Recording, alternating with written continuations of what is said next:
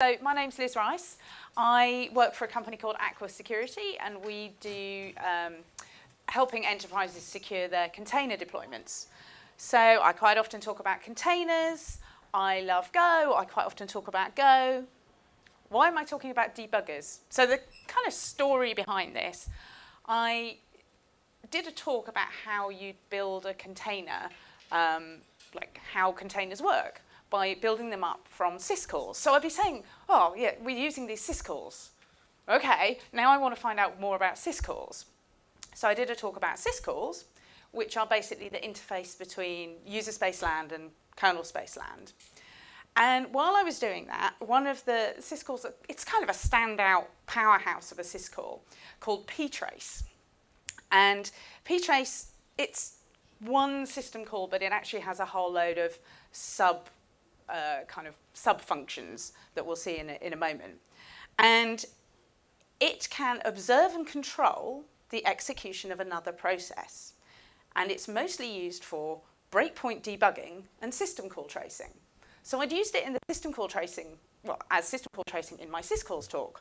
And I was like, so how do you use it for breakpoint debugging? Let's look into that. Also, kind of superpowers here, because if I'm using ptrace, I can examine and change the memory and the registers of the program that I'm debugging or manipulating in some way. So it kind of seemed pretty interesting, powerful kind of a thing to explore. So I thought, yeah, OK, why don't I just build my own debugger?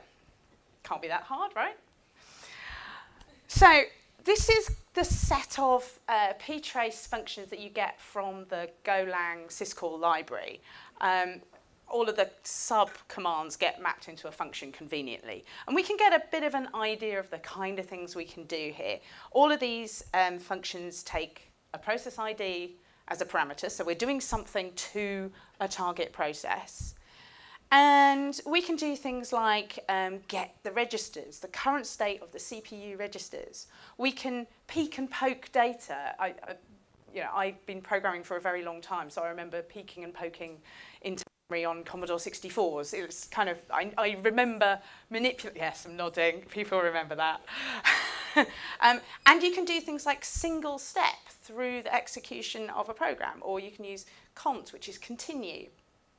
So this is giving me like some ideas of how I could use this to do interesting things with the target process. But to really understand what we're going to do, we need to just step back a bit and think about how our Go code or how that relates to how our source code relates to the machine code that actually gets executed. So every line in your Go source, when it gets compiled, is going to get translated into some number of machine code instructions. And it might be one, it might be none, it might be several. And there is a register in the CPU as you're running your binary called the program counter, also sometimes called the instruction pointer. And it points to the next instruction you're about to execute. So under normal circumstances, it's just incrementing its way through this list of instructions. And those instructions are sitting in memory somewhere. So as we step through the program, we step the program counter up. If we're going to go to a different function, we're going to start executing code that's somewhere else in memory, and the program counter will be changed to point to the appropriate bit of memory. So suppose we want to set a breakpoint. This is my goal in my debugger. I want to be able to stop execution at a particular point. And the way that works is by inserting a particular bytecode. It happens to be hex CC. It's also referred to as interrupt 3. And whenever the program counter hits that instruction, it knows, that's a breakpoint. I have to stop now. I'm going to trigger this thing called a breakpoint trap to the debugger that is monitoring this process that's being debugged. So I'm going to need to write this code CC into memory at the place where I want execution to stop, where I want my breakpoint to happen. And that's going to be pretty hard unless I have some way of mapping between source code and the right instruction where I want to stop. But fortunately, there is a library to help me do that. So let's write some code. Going to hope this is going to be big enough that you can see. Forgive my global variables. This is not going to be production quality, okay? Okay, right. So I have a target program that is called hello, and it's in a directory called hello. And I have written a function to get the symbols out of this target program. It's kind of tedious how it does that. If you, the source code is online, and I'll show a link later if you really want to look into how that's retrieved. It's not terribly interesting, but what you can do with it is much more interesting. So I need to just store that.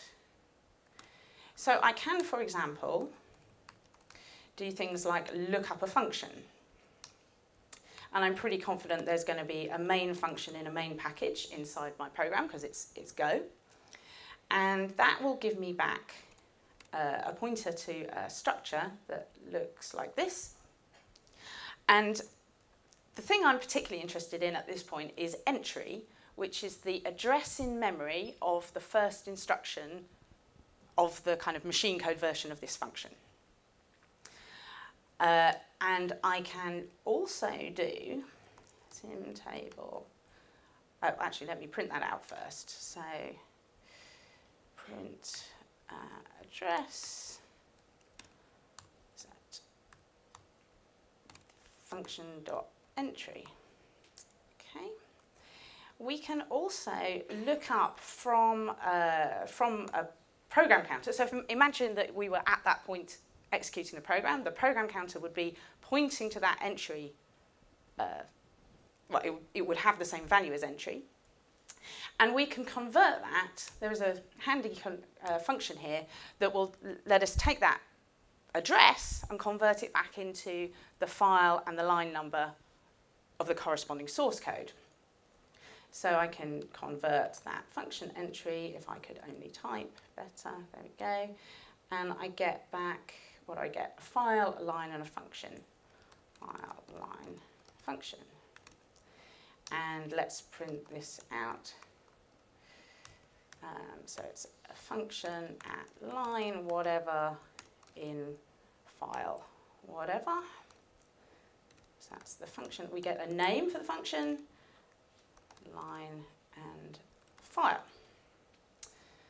Okay. So let's just see what we're getting if we build this and run it. So it's telling me that the entry, the first instruction in main.main is at this whatever hex address, but it's also told me that that's at line 5 in my source code. And let's check, here's my source code, and first line of main is indeed at line 5. So that's pretty handy. We can also go the other way. There's a function for converting from line back to program counter. So I can get the file and a line and get back a program counter, a function, and an error that I'm going to ignore. So say, for example, I look at a different line. I'll go with line 22. And build that and run it.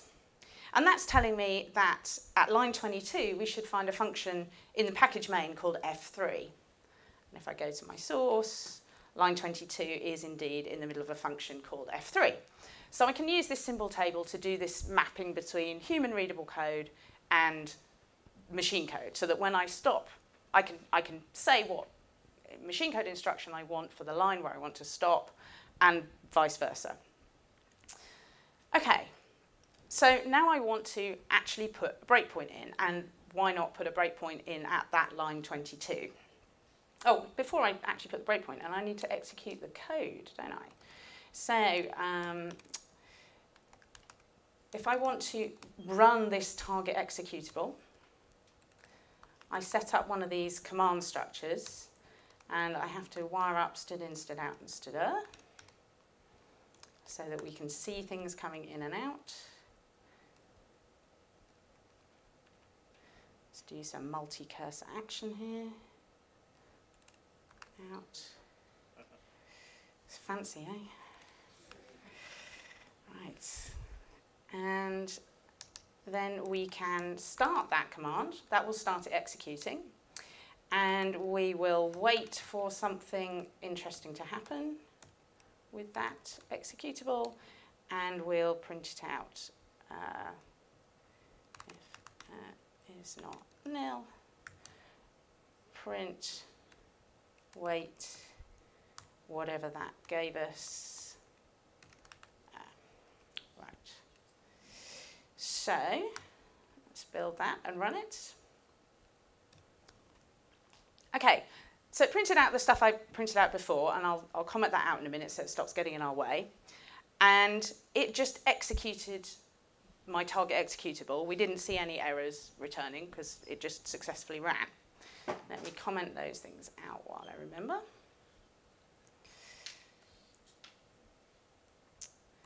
Okay, so I can launch my target executable, but I want to use ptrace on it. I want to debug it. So in order to do that, I have to add a sysproc attribute before I actually execute it. Sysproc attribute. And I basically say ptrace, yes, please. Okay. So now, when I build it and I run it, we see an error. It's not really an error, but it's telling me that I got that breakpoint trap, and then it went on and executed the target executable. Let's just see what's going on. I wrote a little convenience function here so that I can just wait for some keyboard input, and we'll print out when we're finished here. Oops, just put that in quotes. So that's going to print out just before my debugger terminates.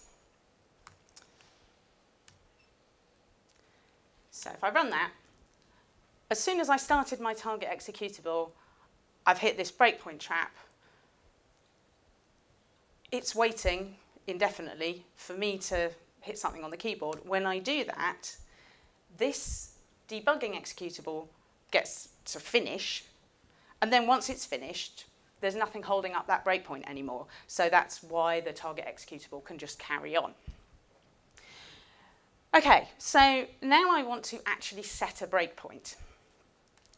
And I can use a ptrace function to do that. I'm going to use that ptrace poke data to put that hex code CC into the place where I want to stop.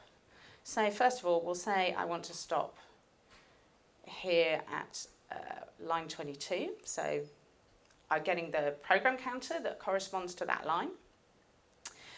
And I can do ptrace poke data. I'm going to need a process ID. We'll come back to that in a second.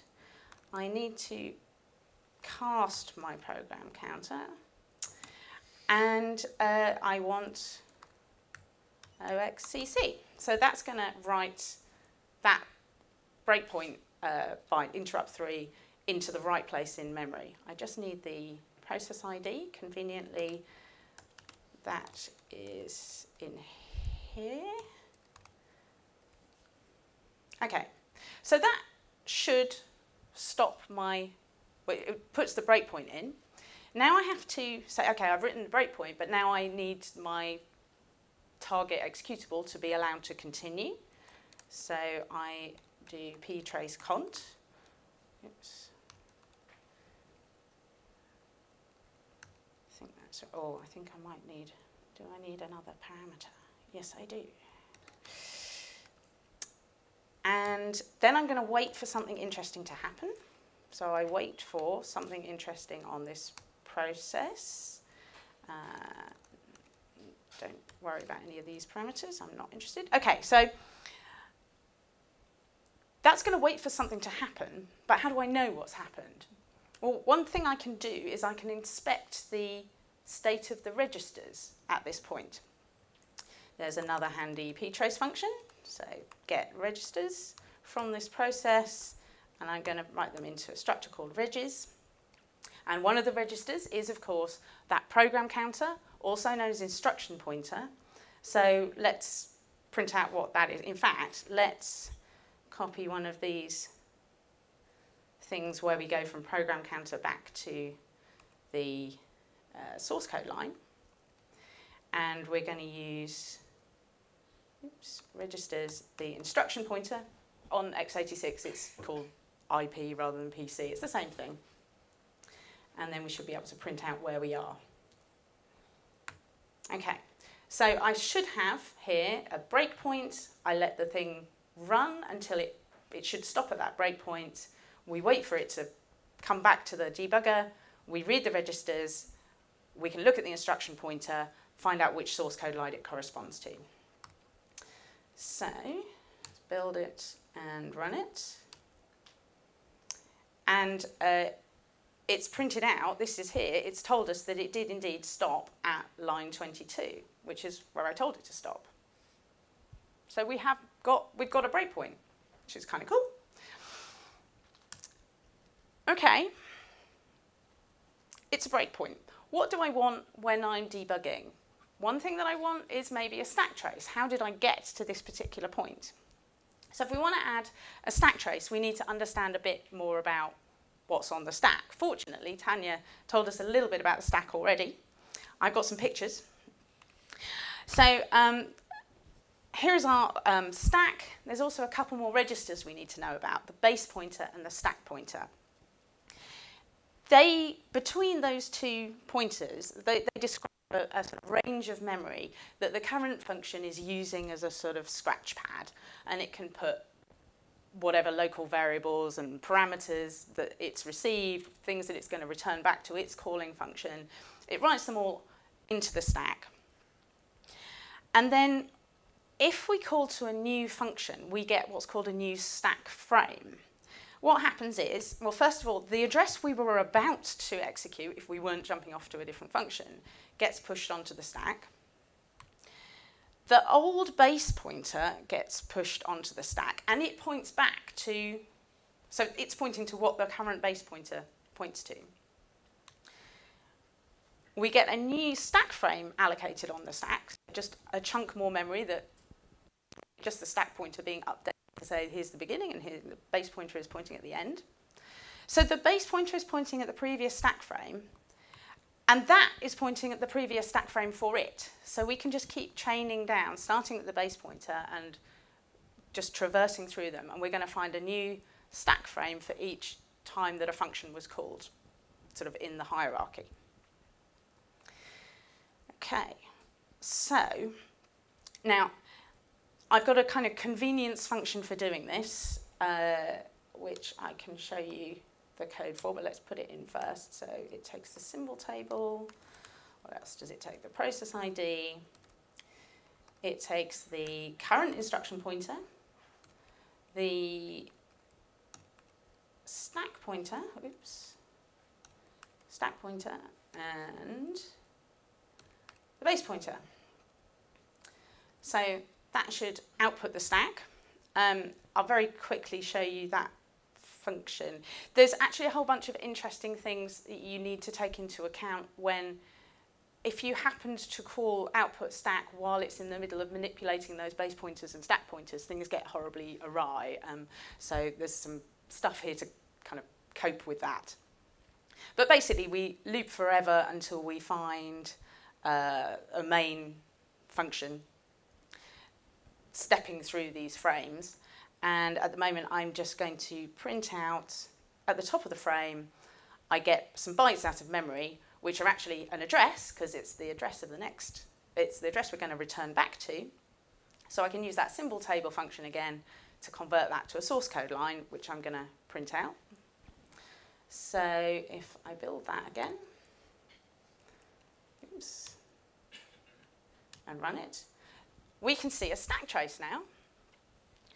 So I know that, well, it's telling me that main.3 was called by main.f.3 was called by main.f.2, which was called by main.f.1. Sorry, main.f1. Yeah, you know what I meant. And that does correspond to what I've got in my source code here.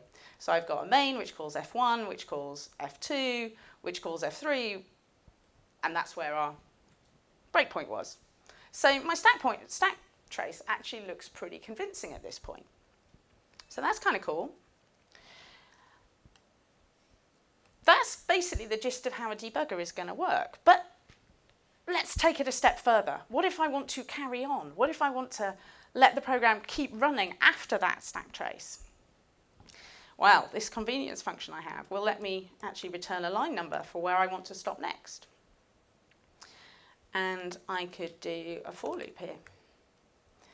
And take all of this. And I think this is going to let me, let's just say if line, I think it's -1, will break. Oops. So I might need to make this screen a little bit bigger now, I think. So it stopped at line 22. But now maybe I'll say, well, let's stop at line 23 next. The stack trace still looks pretty much the same. What if I want to stop at line 17 next? I've got that's after it's wound back a function. This is looking pretty cool. What about the other things that are on the stack? Because I told you it had like space for things like local variables and parameters and all the rest of it. So I'm just going to uncomment out a bit of code here that will print out. Oops. I've gone mad. I can't remember how to do it. There we go. All muscle memory. Right. So let's build it, run it again. And now we can see in our stack trace a whole bunch of extra information, which if we I used some of these sort of fairly obvious hex values like 1111, 2222, so that we can see that they kind of correspond to things that I've got in my code here. So this is kind of reasonably convincing. One last thing I would like to do. What if I want to, rather than type in a line of code that I want to stop in, what if I want to just do single step? Because there's that function ptrace single step. So how about if I say, no, let's do it up here. If the line number that I give it is 0, we'll do syscall ptrace single step on that process ID. Otherwise, we'll do what we were doing and look for a set a breakpoint. Either way, so single step says, okay, just go ahead and execute one more instruction. And then we're going to get this wait signal come back to us again. So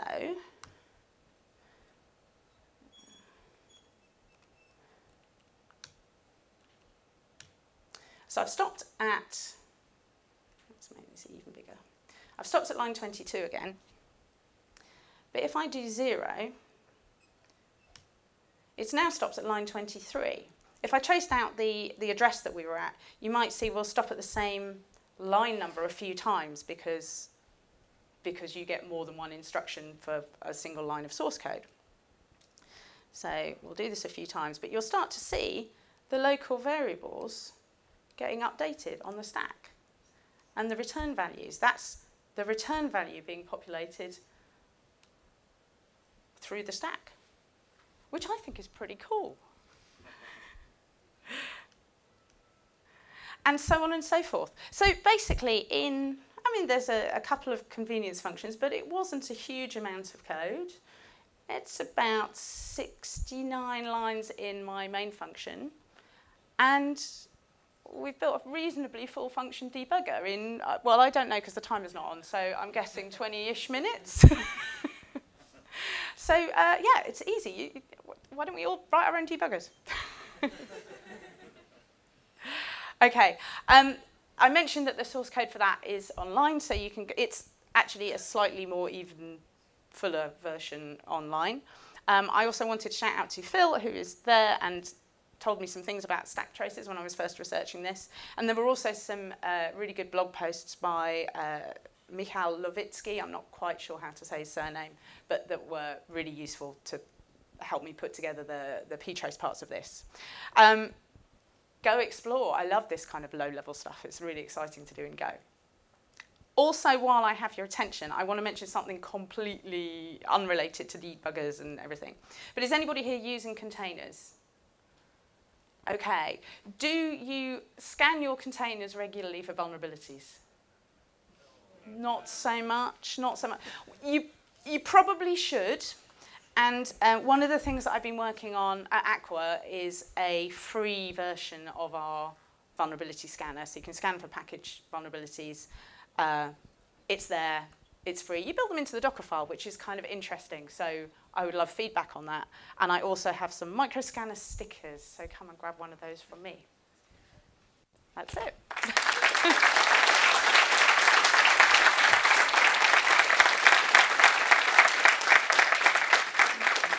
Unless, of course, there are any questions, I will happily take questions. There's a question. How long, when you poke in a breakpoint, how long does it last for? It will last forever. So the question was, how long, if you change the memory by poking a value into it, how long does it last for? It lasts forever. You're writing it into memory. Now, one of the things that you should do, and one of the things you'll find in the version that's on GitHub, is storing the thing that I just overwrote. Because maybe it might be helpful and handy, but it turned out that for whatever reason in my little noddy hello program, wasn't crucial. I guess I never ran it again. If you came back to the same point, it would be difficult. Breakpoints aside, have you tried writing anything silly into it? Like any random bytes or? Okay, so the question was, had I tried writing anything silly into it, like random bytes? Not exactly, but I have got thoughts in my mind of trying to manipulate the target executable to do something completely different from that would be fun. Yeah. Yes. That's very interesting how you do your own debugger, but you must have looked at the existing debuggers out there. How do they compare? What extras do they give? Okay, so the question was, what other debuggers are out there and how do they compare and what else do they do? First of all, they're sort of built with things like error handling and, better code quality and probably tests and I don't know, things that you might do for production code. The one that I am somewhat aware of is Delve. Who else? Anybody use Delve? Anybody use something else? So Delve, quite a lot of hands. Anybody else using a different Go debugger? GDB, whoa. Yeah. Actually, in the course of my day-to-day work, I'm lucky enough not to very often have to debug things because I get to write hacky things like that. Any more questions? Matt? How does microscanner work? What does it do? Oh, okay. How does microscanner work? So it's, you know how you have a container image? And that's basically a file system. Microscanner sort of indexes what packages you've got in the file system inside the image, sends off a list of those vulnerabilities to our, what we call Cyber Center, which is like a big repository of vulnerability information, and gets back a report of what severity vulnerabilities are in those packages. And the way we've done it in Microscanner is that you can do it as part of your Docker build. So you actually add it into your Docker file, or maybe you have a separate Docker file that builds over the top of your normal Docker file, thus freeing it from being part of our commercial UI. Did that answer the question? Yeah, okay. Any more questions? Awesome, thank you for being a very wonderful audience.